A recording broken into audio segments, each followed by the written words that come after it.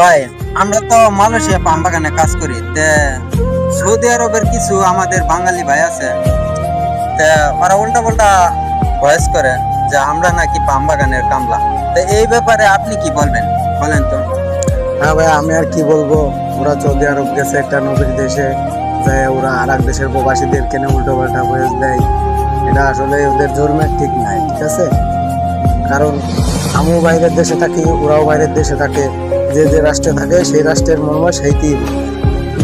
এখন আমরা মালয়েশিয়া পাম বাগানে কামলাদের কাছে, ওরা সৌদি আরবের দৌলতিয়ার কামলার আর কি বলবে? ওর তো ধর্মের ঠিক নাই। কারণ আমরা মালয়েশিয়া প্রবাসে কামলা দিই পাম বাগানে, আমরা মাসে যে টাকা ইনকাম করি ওরা তো 3-4 মাসেও তা সই দেখবে না। কারণ ওরা তো গোয়া মারাতেও 3-4 মাসে ওই কয় টাকা ইনকাম করতে পারবে না। কারণ এ মাসে যে স্যালারি পাইছি, মাসে স্যালারি দেখলে তো ওরা মাথা ঘুরে পড়ে যাবে। এই টাকা তো ওরা মাসেও সই দেখবে না। এখানে বাংলাদেশের কমের পক্ষে 80,000-85,000 টাকা আছে।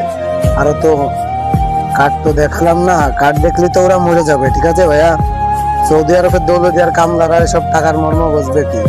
এই কার্ডে এখনো বাংলাদেশের 20-25,000 টাকা। এই মাসে কয় টাকা বেতন পাইছেন আপনি? ভাই, আমি এই মাসে 2850 টাকা বেতন তুলেছি। তা বাংলায় কত?